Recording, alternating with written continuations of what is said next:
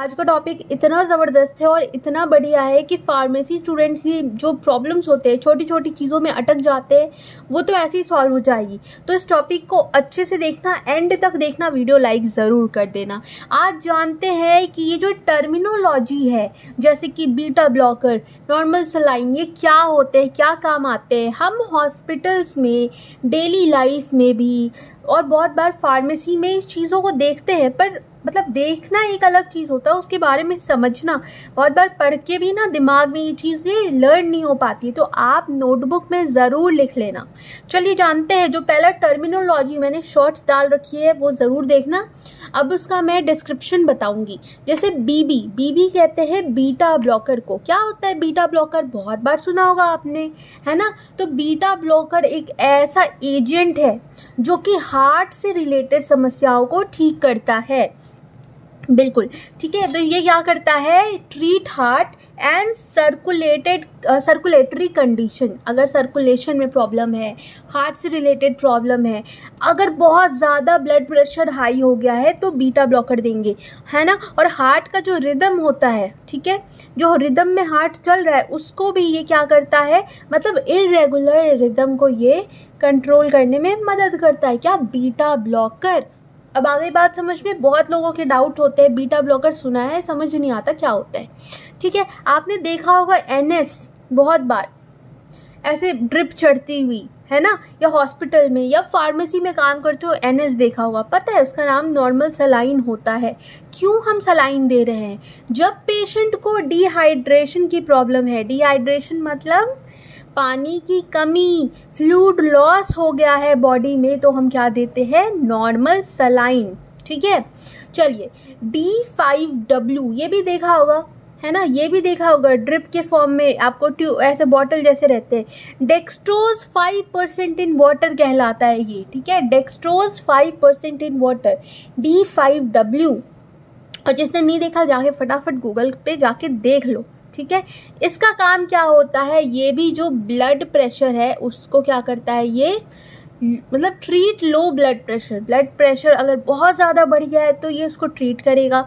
अगर insulin shock हो गया है पेशेंट को, ठीक है, इंसुलिन शॉक में भी हम डेक्सट्रोज 5% इन वाटर देते हैं। और अगर डिहाइड्रेशन की प्रॉब्लम भी हो गई है पेशेंट को, फ्लूइड लॉस हो गया, फ्लूइड मतलब जो लिक्विड जो पदार्थ होते हैं बॉडी से उसकी कमी हो गई है, फ्लूइड लॉस, तो हम क्या देते हैं? Dextrose 5% in water. हम नहीं देते हैं।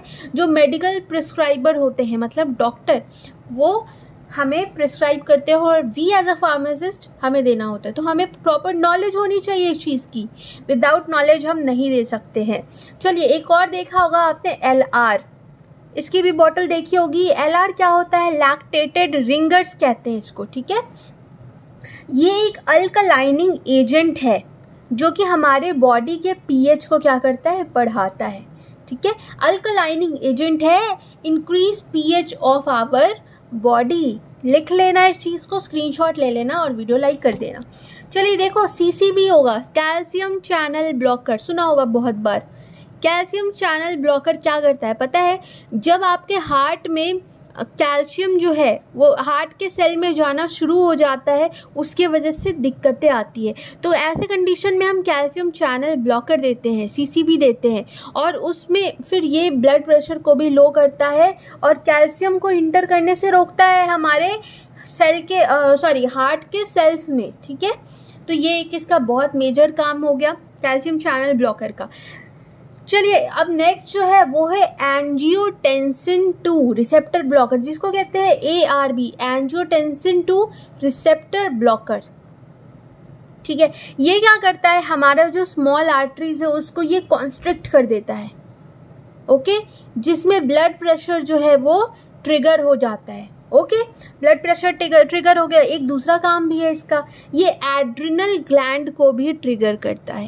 एड्रिनल ग्लैंड ट्रिगर करने से क्या सिक्रीशन होता है? एल्डोस्टेरॉन। ठीक है, एल्डोस्टेरॉन सिक्रीशन होता है। तो ये ARB का काम होता है। ओके, और डिस्क्रिप्टिव वे में भी मैं वीडियो डालूंगी इसका, तो टेंशन नहीं लेना है। अभी एकदम हल्का फुल्का समझा रही हूँ ताकि दिमाग में रहे। इसका डिस्क्रिप्शन भी बहुत जल्द आपको मिल जाएगा यूट्यूब के चैनल पे मेरे। ठीक है। अब एस आई होता है एस इनहिबिटर, देखो एस आई लिखा है, एस इनहिबिटर कहते हैं ये हमारा जो आर्टरीज है और वेन्स होता है इसको रिलैक्स करता है। ओके, रिलैक्स करता है ताकि जो हमारा ब्लड प्रेशर है वो क्या हो सके, नॉर्मल हो सके। ठीक है, इसके वजह से ब्लड प्रेशर भी नॉर्मल होता है और लोअर भी हो जाता है। बहुत ज़्यादा बढ़ जाने पे हम एस इनहिबिटर का भी यूज़ करते हैं। ठीक है, अब है ETOH, ये है अल्कोहल। बहुत ज़्यादा इसमें अब समझाने की ज़रूरत नहीं है, अल्कोहल ड्रग्स में भी होता है, मेडिसिन वगैरह में, तो इसके बहुत सारे काम होते हैं। जनरली मैं इसका ETOH इसलिए लिखा है ताकि ये टर्मिनोलॉजी आपको समझ में आ जाए, मेडिकल अब्रीविएशंस भी इसको कहते हैं। ठीक है, NTG मतलब होता है नाइट्रोग्लिसरीन। ये जब हार्ट अटैक के पेशेंट को दर्द उठता है, ठीक है, हार्ट अटैक के पेशेंट को दर्द उठता है, एंजाइनल चेस्ट पेन, ऐसे में हम नाइट्रोग्लिसरीन देते हैं। डब्बी सी आती है, उसके अंदर टैबलेट्स फॉर्म में होता है और ये जो है रिलीफ देता है एंजाइनल चेस्ट पेन में। कौन सा एंजाइनल मतलब हार्ट से रिलेटेड, ठीक है, जो दर्द होता है जो अटैक आने पे होता है। ठीक है, चलिए देखते हैं ASA तो एस्पिरिन होता है, आप सब जानते होंगे। एस्पिरिन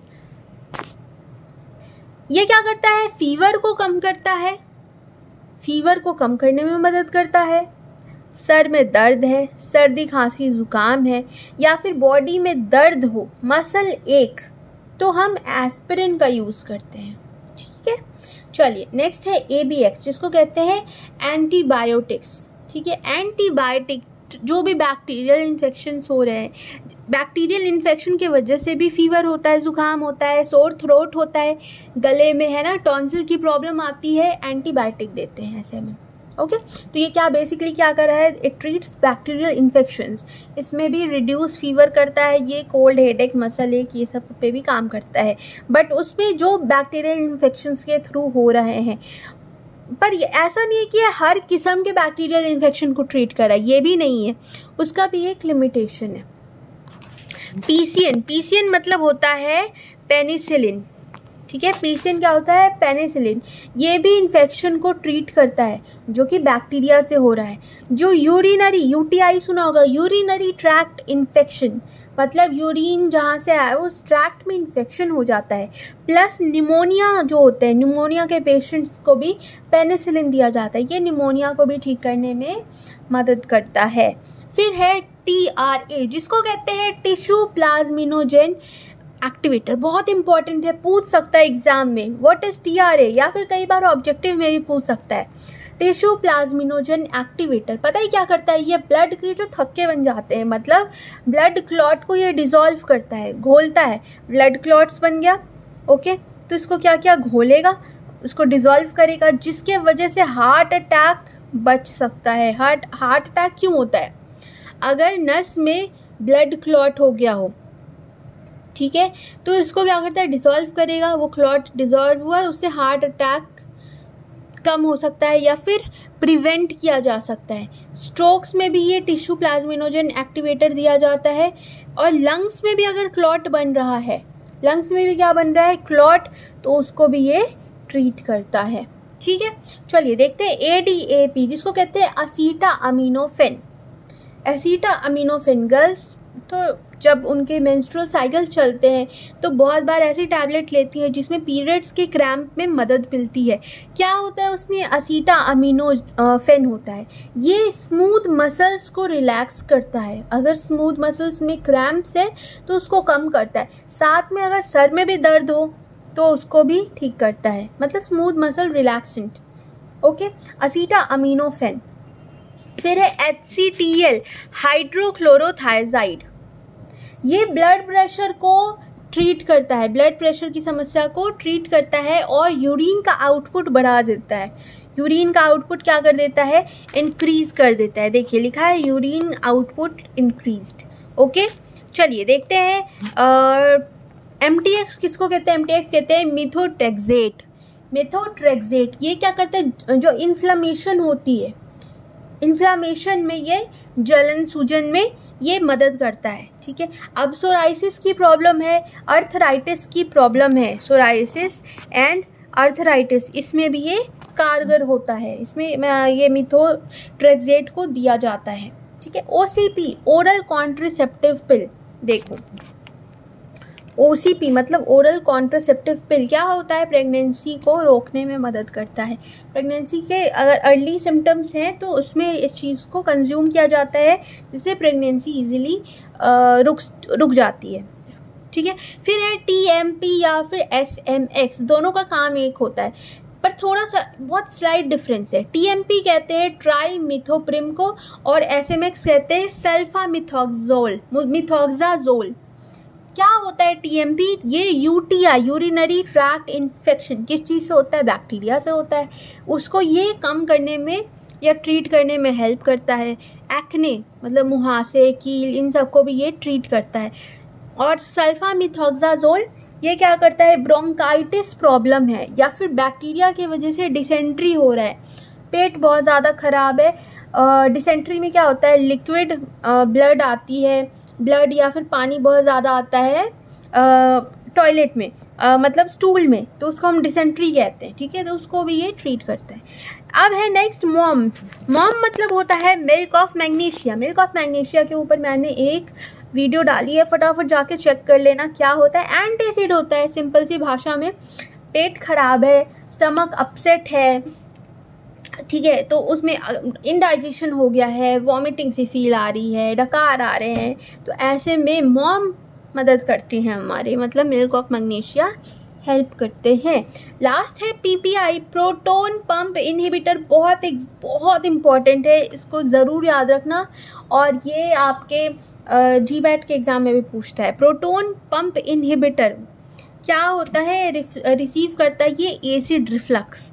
क्या होता है एसिड रिफ्लक्स में ना, कि जब खाना या कोई पानी है पेट में, लिक्विड या फिर फूड है, वो हमारे उल्टा ईसोफेगस से होकर के ऊपर आने लगता है, ठीक है, तो ऐसे में एसिड रिफ्लक्स हो जाता है, वही खाना और पानी ऊपर आता है, ठीक है। तो ऐसे में हम PPI देते हैं, प्रोटोन पंप इनहिबिटर, ये ट्रीट करता है इस चीज़ को, प्लस अगर स्टमक भी ख़राब है, अपसेट है, तो उसको भी ठीक करता है। और ड्यूडेनल अल्सर, इंटेस्टाइन में या फिर पेट में किसी भी प्रकार की अल्सर हुई हो तो उसको भी ये ट्रीट करेगा। तो मेरे हिसाब से आपको वीडियो समझ में आ गई होगी। अगर वीडियो अच्छी लगी हो तो लाइक ज़रूर कर देना और इन सब को बहुत अच्छे से याद कर लेना, GPAT में कहीं से भी ये क्वेश्चन पूछ सकता है। प्लस अगर आप मेडिकल फार्मेसी में काम कर रहे हो, ये सारी चीज़ें आपको पता होनी चाहिए। मिलते हैं नेक्स्ट वीडियो में, तब तक के लिए थैंक यू।